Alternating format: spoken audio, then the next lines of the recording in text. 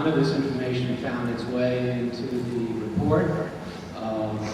It regards particularly so-called excess benefit transactions, which are a violation of the IRS code and which are caused by private benefit. Why was this memo not mentioned in the SIC report? Period. I believe the answer is this, that our attention was on the investigation, the process, what happened itself. Certainly, those concerns of excess benefit, IRS, and even criminal liability would be addressed by the Metropolitan Council, and I believe are beginning to be addressed in some of our best practices and ethical considerations. So I believe that's still a work in progress, but it wasn't part of the investigation. The purpose of our report was to find out what happened and why, and so that's where our attention was. If I might just add one further. Low point in our history. In some ways, it is also the high point.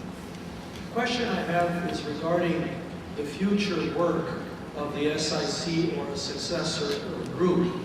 There were some issues that were hinted at in the report, like the $30,000 payment to Wayne Silva that was not followed up, which raises questions about moral impropriety and accountability among the bishops, not just on financial, but also, not just among the bishops, but in the whole church, not only about financial, but also moral issues. So I would ask if you have plans to follow up some of the leads and unanswered questions. Bernadette, that was one of the questions that came up last night. It's not true that we did not follow up on Wayne Silva question. We in fact did some investigation. We made some phone calls. We're aware of that check. But those are simply facts. We have no idea what the check was written for. We have no idea. You may think it's a payoff for something. It may be a donation. It may be, we have no idea because this person did not respond to our attempts to discover what. Are you nuts? You want to get sued? Shut up. That's what lawyers say. And as priests, we say you need to face the facts. You need to face them openly. You need to face them in a loving, safe environment in order to heal. And these two, it's like oil and water. It's just very hard. So we kind of shake them up, but they would eventually separate from time to time. Also, I just want to remind you all, as I said in the beginning, this is the church. We are concerned. There's one priest out here, I won't make him stand up, but he said, you know, I'm so glad to belong to a church where the problem is money. It's not, whether we believe in the virgin birth or not. So it is the church, and our main focus is the salvation of its members. And that means all of us, at our various degrees of responsibility, whether we went to dinners and didn't say anything, or whatever, or in fact misusing cash gifts, all of us need to face our part and ask forgiveness of God and each other. And in order to move on, we have to look at it. And I believe that's what this report does. It helps us look at it. We're not about tearing everybody apart, but we certainly in our report set out things that we discovered were individual responsibilities. And it's very difficult for them to hear. There are persons behind each one of these allegations and findings. Yes? Paul Gansey, St. George Orthodox Cathedral, Mouseford, Ohio. When Deacon Eric initially released his call to accountability document, I've been told by several people that that was an edited version and that the Synod had received a more detailed account. If I have two thoughts or questions, if you could confirm that, and if that is true, how did that then figure into your investigation? Were there things that he included in the report that you got that was edited and what was publicly released? And how does that figure into what you investigated?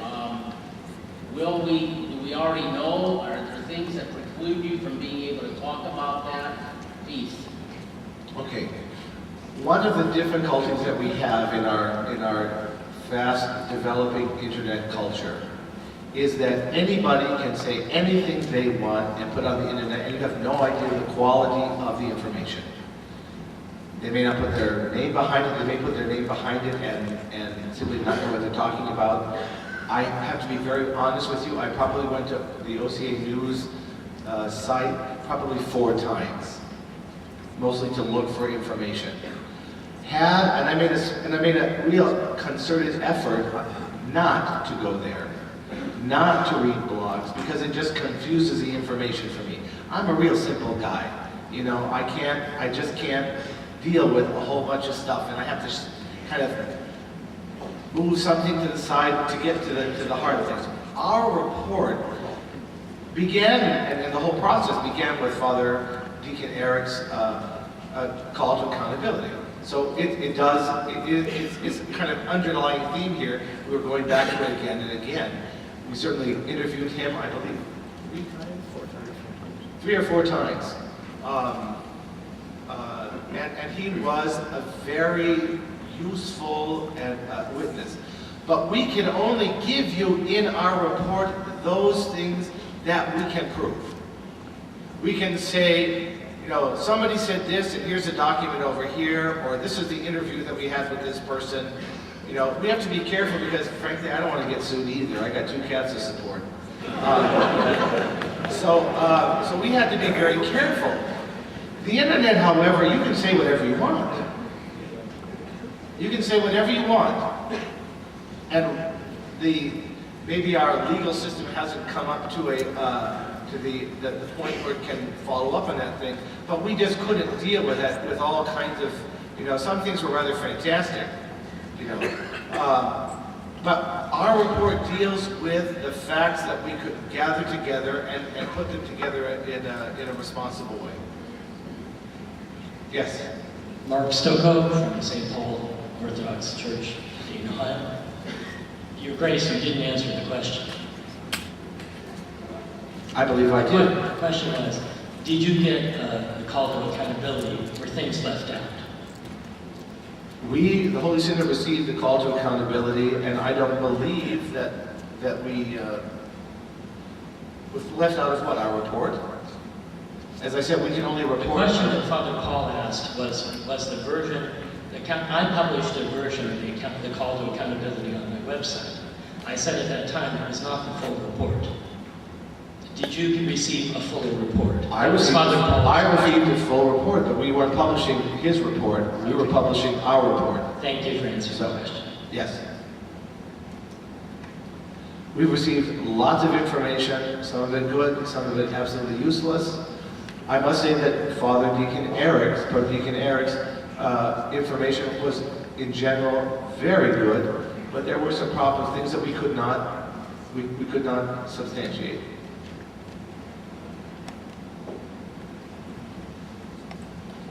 And someone else brought up internal revenue, and I don't know if this is really something that you will address in regard to this report, but are there other civil investigations that are pending or threatened?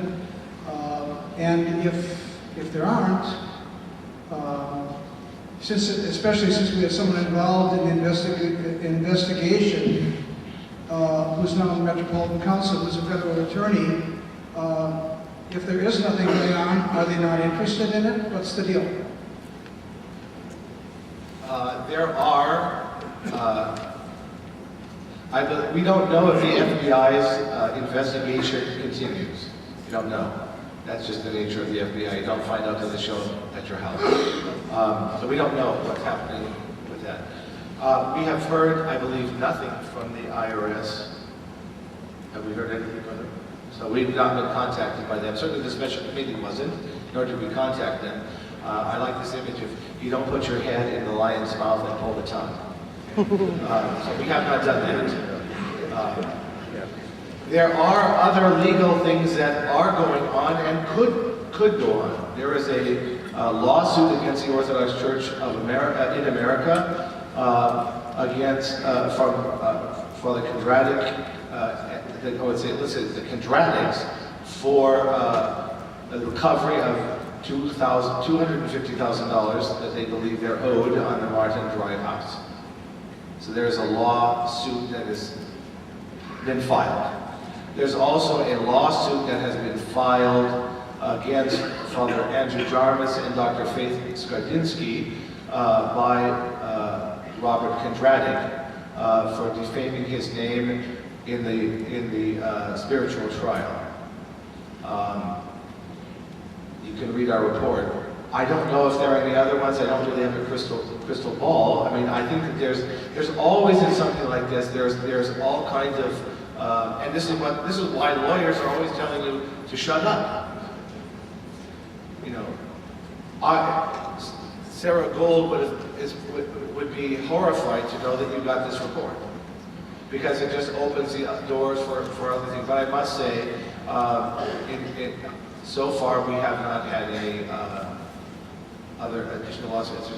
Any others that I know of? Greg, maybe you from the legal committee, Greg Nescott. Are there any other lawsuits that you know of?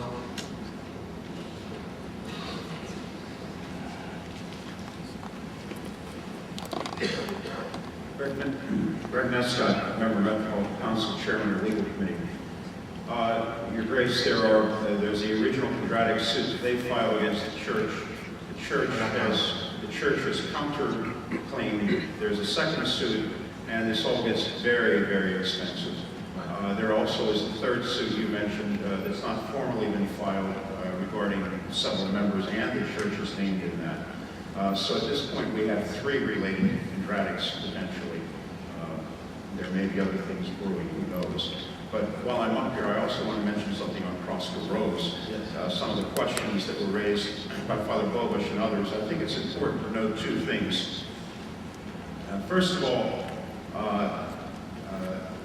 it has to be absolutely clear that Prosper Rose did not do a report. They said, we're not putting anything in writing. They did a little 8-page summary that is a member of the original special commission with Father Reeves and others. We saw that. But that's basically been outlined in the SIC report and even the original special commission report. What the binder that His Grace referred to, the 2-inch thick binder, that contains 700 pages of documents, invoices, all sorts of stuff.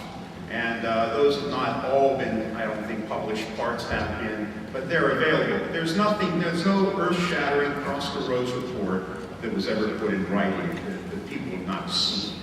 The other point is this. I think it's fair to say we can certainly share this, because some of these legal matters obviously you don't talk about openly at some points, but it's clear that we've been in a bit of a battle with Prosper Rose about getting all our files, all the documents, all the memoranda that were done, because it was certainly unclear at times who they were really working for. And I can tell you that just in the last week, we've been very active in trying to do this with Thaddeus Wojcik, our new general counsel. I can tell you that about 2 weeks ago, Thaddeus actually went to the head of Prosper Rose and had correspondence and said, we need everything. So we need it for our archives, and we need to examine what happened, and if there were other things that happened for Prosper Rose's work that shouldn't have, and we need to know that for our lawsuits. And the response has been, you will get everything. All the memoranda, everything that we have will be turned over. Again, this was 10 days or 2 weeks ago that this was promised. Thaddeus will be here tomorrow, although I don't know that we need to get into a discussion of it. But those records and the things that Prosper has been withholding, we paid for them. We're going to get them. And it would be kind of reckless for me to give a figure without being able to back it up, I think just because of our position. But I think you can see a pattern. If you look at the documents, you can see a pattern. And I would say, for me, there are 2 things that stand out, and the little lights on them. And let me also say that one of the big problems and disappointments for all of us, hierarchs all the way down, is that this is the church, and we first of all assume that everybody's being honest and doing what's right. Obviously, when that trust and faith is shattered, which is what happens, it's kind of disappointing. If you look at our, you'll see that there were a number of cash withdrawals. In other words, and some of the excuses were, we're going to Russia. Some of this may be true. The problem is we don't know. 9/11 money, we don't know what happened to that money. We just don't. It could have been given out to who it was supposed to go to. We will never know because they did not do their job and receive that stuff. And that's why every priest, every parish council needs to demand receipts so this doesn't happen again. So we just won't know. It could be that all that money was distributed honestly. It could be that some skullduggery went. We just don't know. The same thing for cash withdrawals from the discretionary accounts. We have no idea what they're used for. Cash went out. Some of the checks were written in the names of employees, which I think is rather unfair because it exposes them to risk. Attempts were made at times by Father Strikas to get receipts, and we had a report of yelling matches and that sort of thing. I mean, the poor man, what a terrible environment to work in. I'd have an ulcer too.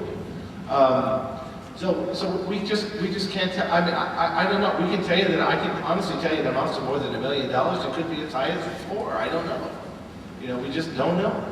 We don't know money went to Russia. Where did it go?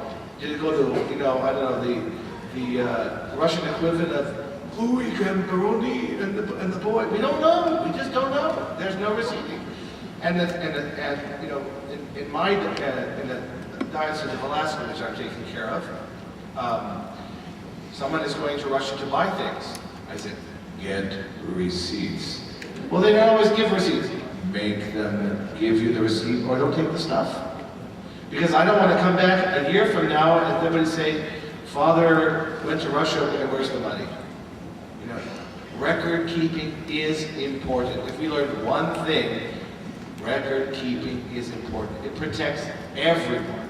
It protects everyone. Would it be fair to characterize that response as an order of magnitude? We're speaking about $1 million and upwards. I would say yes. Yes, that would be honest. Are those tales true? And if they are true, do you have any idea to what extent your investigation, the full picture has not been revealed because of the tension? Well, I think that's a hard question to answer because we wouldn't. If we saw the documents, we'd know to what extent we were stymied. The problem, that's the whole point of shredding them. We do know that there was an active shredder going for a while, and probably the departure of Father Kondratik from the chancellor was not handled closely. Again, this is where people can take advantage of us.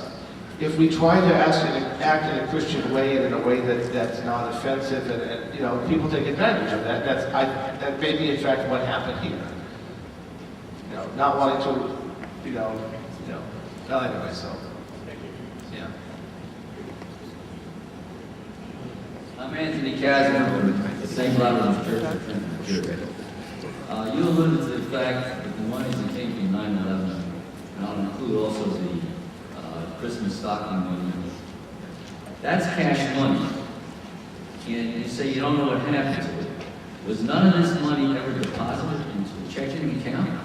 Or did the money just decide to come as cash? No. And move this cash? The money was deposited in accounts. We know that it was deposited to accounts. We cannot follow the disbursements. In other words, let's say, let's be, really optimistic. Let's say that somebody came up to Joe Schmo over here and said, gosh, you lost your brother-in-law or your father in the 9/11. Here's $15,000 from the Orthodox Church in America. We don't have any records like that.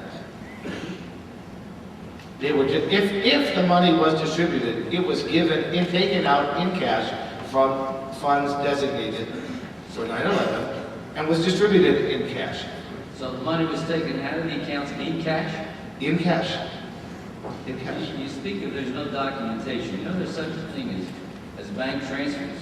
You don't have to take everything out of a check, but that's a record. No, And you don't have any records of anything. people went to the bank, got cash, and gave that cash out. How much do we don't have? $9,500 each to be under the $10,000 threshold. That's what you're saying, right? I'm sorry? I said they were taking money out and $9,500 at a clip to be under the $10,000 Right, threshold. right. I have no What was done with that money, we don't know. It could have been honestly given, it could have been, Nothing could have been honestly given. It was taken out surreptitiously. I hate to disagree with you. well, I am admitting the fact that it could be done dishonestly. We're just saying we can't tell you because there are no receipts. And that's the problem. When they give out cash, get receipts. I would say that would be lesson number 2 we've learned. Yes. Father Michael Williamson, Christ saved in New York City. Just want to give you a little comment on the receipts, importance of them, particularly the name Russia. Russia was mentioned. Recently, a friend of mine, who is a priest in Western Europe under Constantinople, complains that there's no money. His parish almost doesn't pay him anything. And I suggested, go on to Moscow. They pay the foreign priests and so on and so forth. Said, look, I just came from Russia, and a friend of mine, a priest, was complaining. By Archbishop, he was released from his parish 3 months ago because he requested from him to pay him $5,000. And parish was poor and in a small town, but they loved the priest, so they collected this $5,000. So he gave his archbishop. But the archbishop was an old man, lived with senile, and he forgot. And he requested from the priest, give me money if we want to stay on this parish. Give your evidence, but I just gave you, months ago, I gave you $5,000. No, I don't have any money. So, and he was a good man, He was a good man, he never did it before, from even the time of Brezhnev. But now, there's this good style now, everybody takes money from everybody. And therefore, therefore he kind of responds. So, fortunately, we have a different situation. I think if you translate it to Italian, it looks something like this.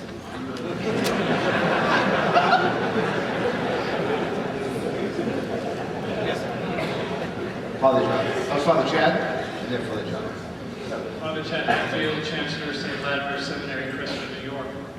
I'm not alone in being curious about what some of us think is a hole in this report.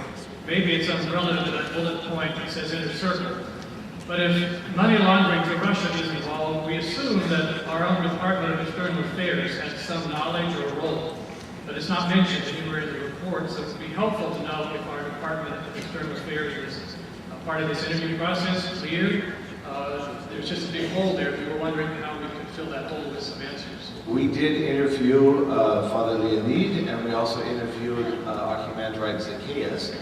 I would say one of the things that we discovered that external affairs was a very nice place to lump a lot of things. And let's say that these expenses are real. A Russian delegation comes, or a delegation from some other foreign country comes, and they take them shopping and get them shoes and pants and underwear or whatever. That stuff is all charged to external affairs. Gifts when they went to Russia, and this is again, this is something that does happen from time to time when people make visits, from one church to another. Gifts are exchanged. We do know that gifts were exchanged. That material was purchased and brought over there. That gifts were given to our delegation on the part of we know that. But there's no great documentation because a lot of that was just in cash. Then there's the other noteworthy work of the Department of External Affairs, which involves a lot of travel, sometimes on other people's dimes that Father Leahy does. So, but we believe that this was an area where a certain amount of money was budgeted, and at the end of the year, it's like 5 or 10 times what was budgeted, and that's because expenses were made and all kind of jumbled into that kind of miscellaneous account. So that's covered under that bullet point inner circle? Yeah. That would be. All right. Father Leahy? Father Leonid Gichkovsky, Director of External Affairs of the Orthodox Church in America. I'm the priest at Our Lady of Kazan Church in Seacliff, Long Island, New York. But certainly I'm speaking as Director of External Affairs. To augment a little bit what His Grace Bishop Benjumin has said, it needs to be noted that what has been over the years listed as external affairs budget was never, ever in the control of those who worked in external affairs. Or to put it another way, in our very small church, the Orthodox Church in America is a very small church with a very small budget. It always seemed, since trust was there, it always seemed appropriate to many of us that the budgets of everything were controlled by, we thought, the Metropolitan, the Primate, the Treasurer, and the Chancellor. In any case, so far as external affairs is concerned, I virtually never even knew the budget of external affairs. The practice was when a call for some expenditure came, let's say we needed to send, or were invited to send 2 people to a conference somewhere in the world, I would go to the Chancellor, report what the need of the request was, and would ask, is it possible to take this action? Is it possible to send those 2 people? If the answer was, it is possible, given the amount you indicate will be needed, it was done. If it was said that it is not possible, it was not done. And that was the only interaction that external affairs, the only pattern of interaction external affairs had with the budget. Again, I repeat, time, believe it or not, was actually poor, even at the level of the Patriarchate itself. Now, I never was privy to what was happening in amounts, in sums of money, but I was at times present when an envelope would be given to an abbess for the reconstruction of her monastery, to a bishop for the children's camp that he was running in summers in his diocese. On one occasion, I actually carried some money at the request of His Beatitude Metropolitan Theodosius. To the best of my recollection, it was a sum of $3,000, and I was given the name of a priest whom I happen to know, who was then and is now in charge of a church hospital. When I arrived, I called the number indicated, spoke with the priest. He said he could not arrange to come that day or the next to receive the gift for the hospital work which he was expecting from Metropolitan Theodosius, but that he would send a person, and he named him, within the hour in order to pick up the envelope. Now, these are only tiny examples which do indicate that at least some portions of the money that we have been concerned about did in fact get delivered into the hands of people who needed it for the work they were doing. And from my personal knowledge of those incidents, those examples, I have confidence that the abbess or the bishop or the priest in the hospital were going to do with that money what was anticipated and expected. Now, I can also say that at that time, government institutions of the United States, news bureaus, humanitarian agencies, actually had no other way of getting money to Russia. You could not do it through the banks. That channel simply didn't exist. You could not send a check because they could not cash it, and so on and so forth. So I have personal knowledge of humanitarian agencies, and not only Orthodox ones, of government agencies, of news bureaus, doing their work in Russia at that time on a cash basis. Cash would be brought and cash would be used. Now, I presume in many instances there was record keeping. What you're speaking of is really something that one experiences in many places in the world. When I was in Africa, and we brought money to Africa, we brought cash because there was just no other way of getting funds there. But again, it's records, records, records, records. I believe, I'm not a great theologian, but it seems to me that evil exists only by corrupting what is good. And if there's a possibility to corrupt something that's good, evil will always try to do that. And I believe that the good intent of so many people who donated money for special projects and money was taken for special projects, you know, the problem is we just don't know how much of that was corrupted. We just don't know. And that's the problem with the records. Father John, and I think that will be our last question. Okay, one over there. Father John Reeves, Holy Trinity Church, State College, Pennsylvania, and a former member of a special commission. Bishop Benjumin, I believe I made a comment sort of like this at the Metropolitan Council meeting, commending the work of the SIC for the thoroughness within the constraints of both your charge and time, and how I appreciated the fact that you did not hesitate to single out all sorts and conditions in the church who had a fiduciary responsibility, a moral obligation in this matter, and failed. Particularly in the SIC report on page 21, item number 4, about the Holy Synod's role. I don't know if I heard, maybe I just didn't hear, you mentioned that this morning, but as a member of the Special Commission, I was familiar with so much of this work that was already presented. Something that was new to me, something that you all discovered. I can't speak for all of the bishops. I can't speak for all of the bishops. I can tell you that we have discussed this matter and the failures, and I think that some of this comes out of a bad understanding of our accountability to each other. And let me just, some of the questions that were addressed have to do with accountability and accountability on this Holy Synod. And this is a matter of ecclesiology, and we hope to address this later on in the council in a more systematic way. In the Orthodox Church, bishops are accountable to each other. We're also, as a church, accountable to the other Orthodox churches in the world.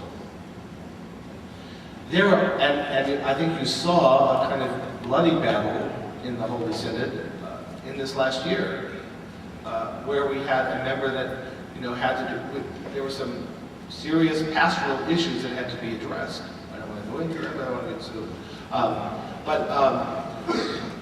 But there's a great difficulty in the way our church is, in our polity, in that bishops have certain authority to do things within their diocese, and they're accountable to the other bishops. The problem is getting the other bishops to kind of discipline a bishop when he's doing something wrong in his diocese. And I think we've all learned a lesson of how we have to do that. It's been a learning process for this young Orthodox Church, and it's relatively, short history. How are we going to deal with it? There are two ways you could do that. You can just have a very authoritarian metropolitan who just lays it on and boom, boom, boom, boom. But we've chosen, and I believe we've done this in a brotherly way. We do not always agree with each other. We had something happen this morning I didn't agree with. And I've gotten over my initial shyness as a bishop to say, I think this is dumb, or, I'm just me. So I've gotten over that. This is that lesson that it's taught me. I just can't, as a bishop, as a bishop of the diocese, I just can't be a fly on the wall and watch everything happen. When I was an auxiliary bishop, that's sort of what I had to do. I didn't have a say in things. Now, probably they don't like to hear me say what I have to say. But, Yes, we do. But I can assure you that there is a different kind of spirit among the bishops today. We are no longer, we're not terrorizing each other. We don't believe in terrorizing our flocks. I hope that time is over. It may be that it happens 20, 30 years from now. I'm not going to be around probably to guarantee that it's not going to happen. But I can tell you that this generation of bishops has learned that. And we've developed I think what is the proper Christian sense of mutual accountability out of love for each other, for the image of Christ in each other. You know, I don't feel shy about telling, any bishop, I don't like this or that. And I don't think they're shy about telling me that. I'm not going to say, oh, you're telling me I was wrong. We listen to each other. And I think that we have a relationship that allows us to work that out. I believe that's what the canons envision. And we need to express that somehow in our culture. I believe, as I said last night, that we have a level of conciliarity in our church that is unparalleled in any other Orthodox church in the world. That's because of our culture. And sometimes it's confused because we use vocabulary that really doesn't fit. Let me give you an example. We talk about electing a metropolitan. Well, canonically, only bishops elect bishops.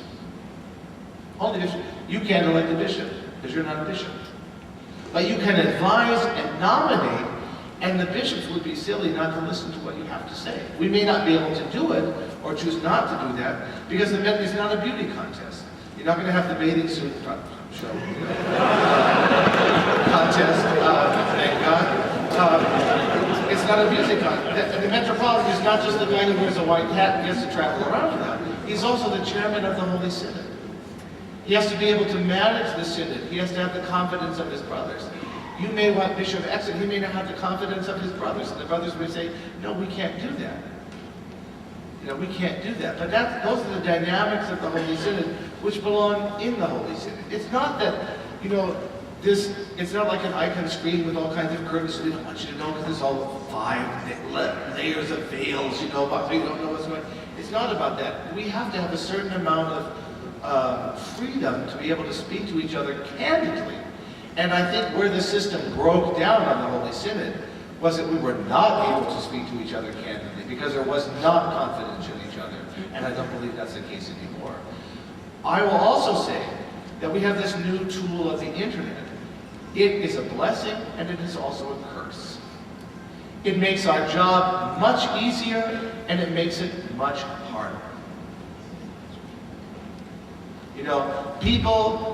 Some Joe over here can say whatever he wants and it's blasted all over the church and then this one says that. It makes our job, it doesn't make us want to be more open. It makes us want to be more careful and more closed. And I don't think that's good for the church. So you have to work with us because you're part of this church. We are not the Orthodox Church, the Holy Synod. We are not the Orthodox Church in America.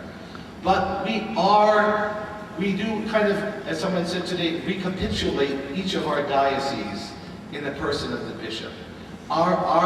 We present the life and needs of each one of our dioceses together in the person of the bishop. And you have to also give us the room to do that. You have to love us, and we have to love you. If we can't do that, but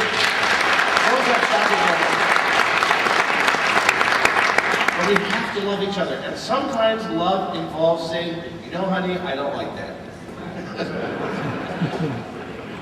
Sometimes, and I want to say, I really appreciate the support that we felt on the special committee, and I believe that that we as the bishops feel in our church today. We have some difficult problems, but we can face them in love. And I believe that that's a dynamic that's changing. So these are some cultural issues. Thank you, Vladimir. Father Dushan Kokovica, St. Demetrius Church, Jackson, Michigan. We're going to get, one second, Archbishop Joe LaFranca,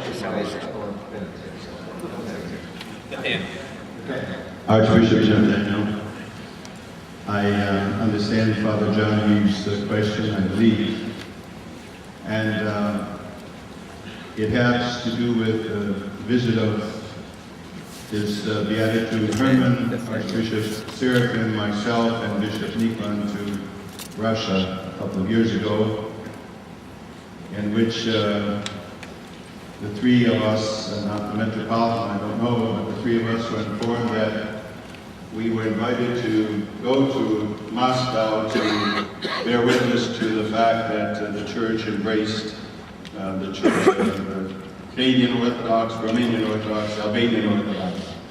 And so we were well received by his beatitude. However, it was at that time that Father Zacchaeus approached us, the three of us at least, and stated that he believed there was a problem with the funds going to the orphanage. And contrary to the report of the SIC, we did report that to the Metropolitan, being that he is the head of the church, and we informed him of what we were told. At the same time, I believe Archbishop Job knew of this because he was in contact with Father Zacchaeus, and he had seen the video of which it was presented here, or some reference to it. I think it should be known that our presence there was based on the fact that we were told that we were representing the church through the good graces of individuals who were traveling with us, and therefore the cost of our trip was because they were willing to pay for it to be part of our ensemble. But I wanted to bring, I think, Father John Reeves to, I think that was your question, those hierarchs that I mentioned, Archbishop Seraphim, Bishop Nikon, and myself, did inform the Metropolitan. We didn't let the ball drop, as it was stated there. And perhaps had I been interviewed as well by the committee, I might have been able to say that. I wasn't interviewed, and so I wasn't able to state anything. And I would like to say that after His Eminence Archbishop Dimitri, I'm the second oldest on the Holy Synod, 28 years. So I think that during that time, His Eminence Dimitri, myself, then Archbishop Job and Archbishop Seraphim, certainly we did have love for one another, respect for one another. It's not something so very new. It was ongoing, and we did support one another inasmuch as we perceived that we had received information that was full and trusting in those who had given it to us. I just wanted to clarify the point. I wasn't interviewed by the SIC, by the committee, and I did want to make that known about the three hierarchs whose names were mentioned there. I'm not sure that other than myself, maybe perhaps Bishop Nikon as well, was not interviewed. I'm not certain about Archbishop Seraphim. Thank you. Thank you. Father Dushan from Jackson, Michigan. Archbishop Job has been a voice crying in the wilderness, and he's been stressed for the past 3 years. He put his neck on the line for all of us. If it wasn't for our brothers from the Midwest Diocese, and I'm proud of our brothers here, I'm supporting His Eminence for pushing him forward to make this be fruitful, and thank you for all your help. Archbishop Job has been asking a question for 3 years, a simple question. Is Deacon Wheeler's report true? Yes or no? And we can just finalize everything right here so His Eminence can finally have that answer completed. I think the SIC report says a qualified yes. You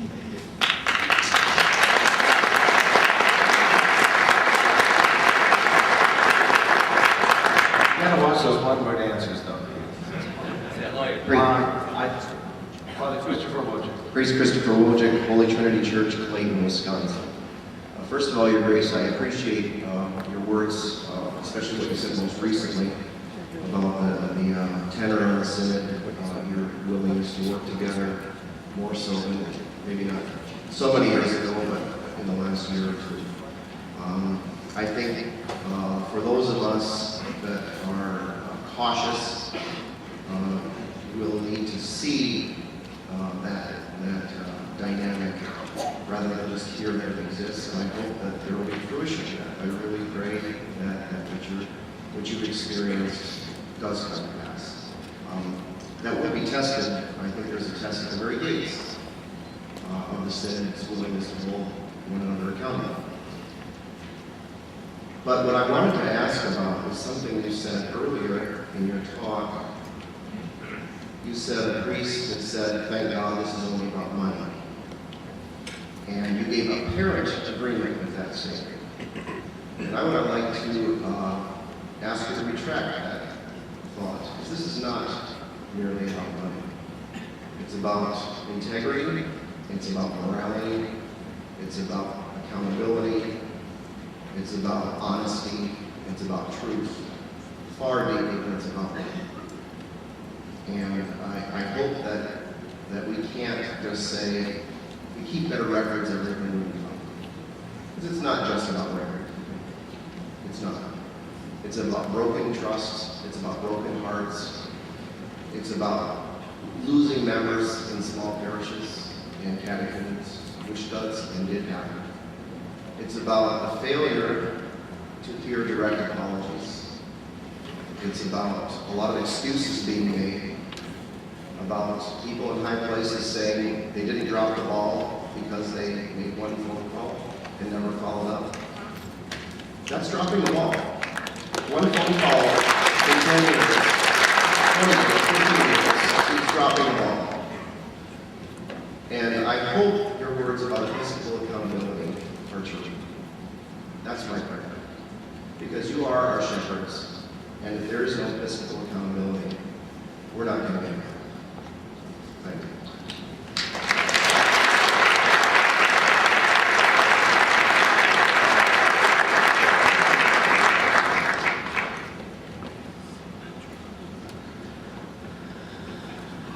Thank you, Your Grace.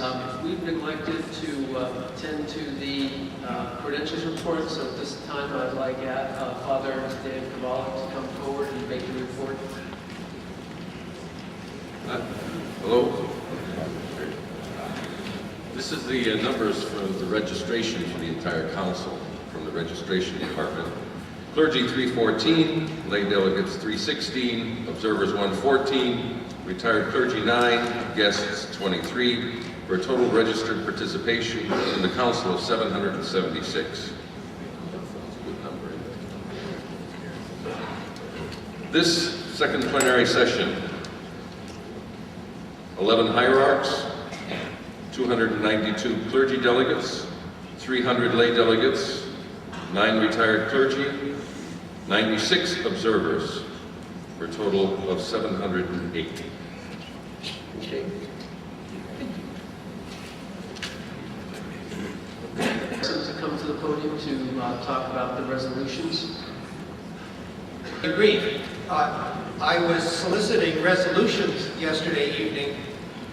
We have not received a lot. I believe so far we've received a total of 5 resolutions, all but one of which we received well in advance of this council.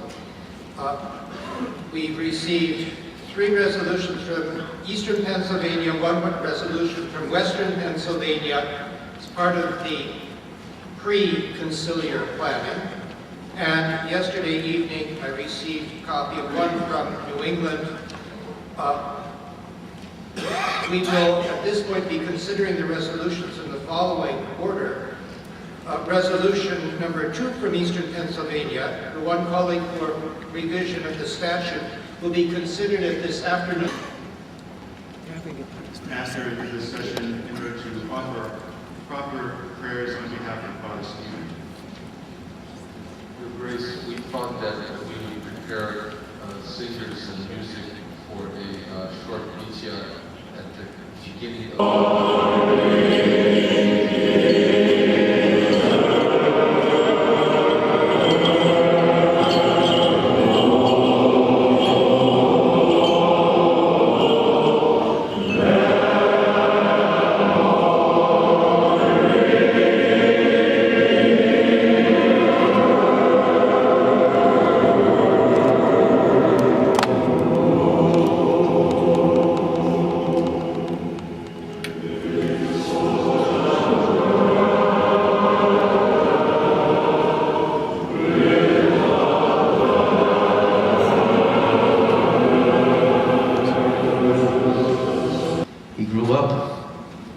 Archbishop Joe, Metropolitan Theodosius, Metropolitan Herman. He left district banking to be a priest. He left his family in Connecticut to come to St. Pete Conference to study. Him and I have shared many, many thoughts and days. He was the coach of our basketball team at St. Pecans. And I woke him up this morning. Coach, wake up. It's time to go to church. What a good night's sleep. After Holy Communion, he went upstairs with his delegates. She was with him. He fell over and went to the Lord. I would like to thank Archbishop Joe for coming and attempting to do litany prayers. There is some squabbling in the family right now in terms of protocol that we must follow. Keep in your prayers my wife, Montefiore Larissa, obviously Montefiore Gail, his son, Stephen. I go home so Montefiore Larissa can fly to Gail and be at her side. Hopefully, they will not do their own will, but God's will in this situation. But please remember to see my father-in-law cry, put his head down, and weep. He could not believe what has been terrorizing our church over the last few years. Remember him in your prayers, and forgive me a sinner. Glory to Jesus Christ. Glory forever.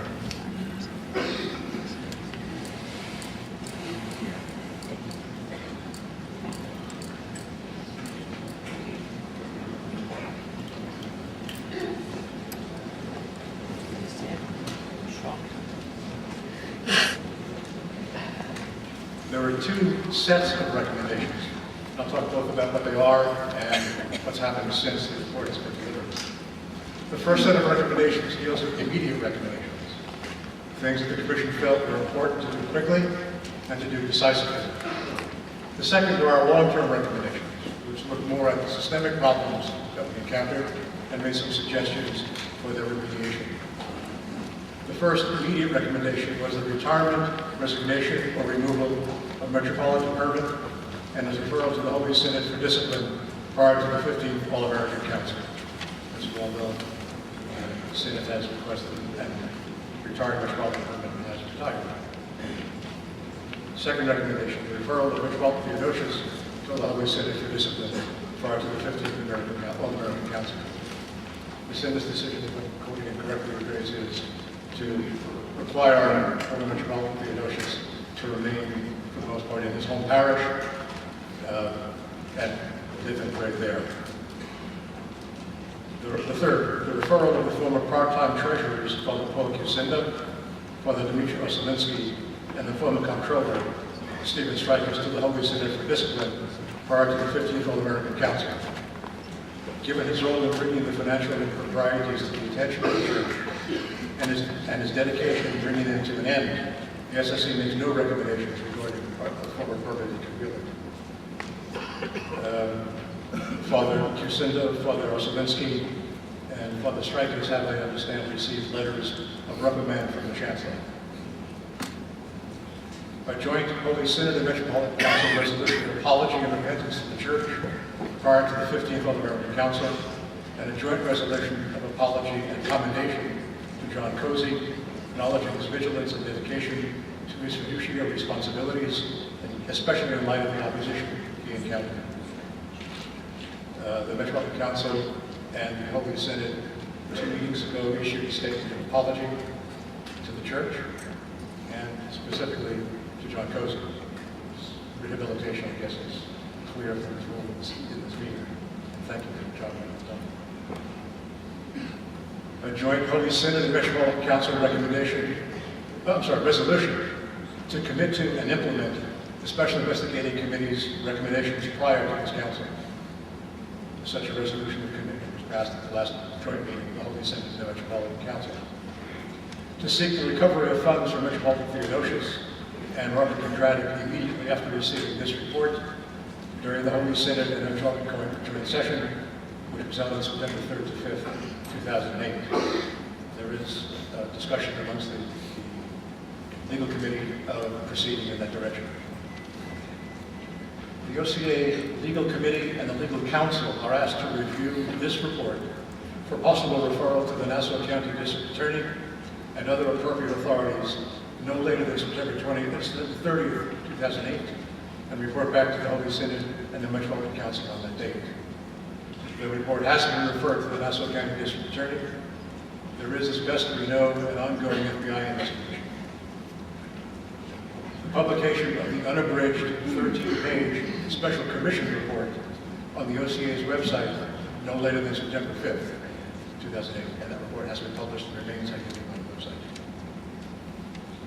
A report by the OCA's external auditors to the Holy Synod and the Metropolitan Council regarding the adequacy of the newly established internal financial controls and the release of that report on the OCA's website at this meeting. Our thought there was that although Father Tassos has done a great deal to make improvements in the way the systems are run internally, it's important to have an external set of eyes review that. And that was the intention of that, and that's underway. The establishment of the Holy Synod and the Metropolitan Council of a committee to oversee and report on the progress of the SIC's recommendations. This committee shall consist of one higher-up chosen by the Synod, that was Archbishop Joe, three OCA corporate officers, and three Metropolitan Council members selected by the Metropolitan Council.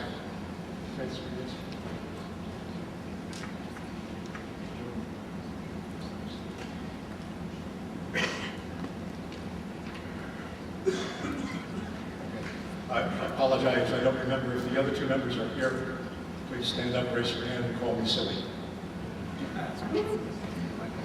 Father Michael Matsko. Can't call me silly. And someone else. A draft choice to be named. The designation of the Metropolitan Council's Ethics Committee as the OCA's ombudsman, a place for whistleblowers and others to bring their concerns without fear of retribution, beginning at the joint session of our last meeting. That process is still underway, but the thought behind this is there has up until now been no place within the structure of the organization to people with concerns to bring those concerns, especially if they were about their immediate superior or about a higher-up person in the organization, without fear of getting in trouble for that. So there needs to be a process and a formal structure in which those concerns can be brought forward, evaluated, and investigated and concluded. The establishment of a presentation by the OCA's legal counsel to the Holy Synod and the Metropolitan Council concerning their fiduciary and other legal responsibilities as member of their respective bodies.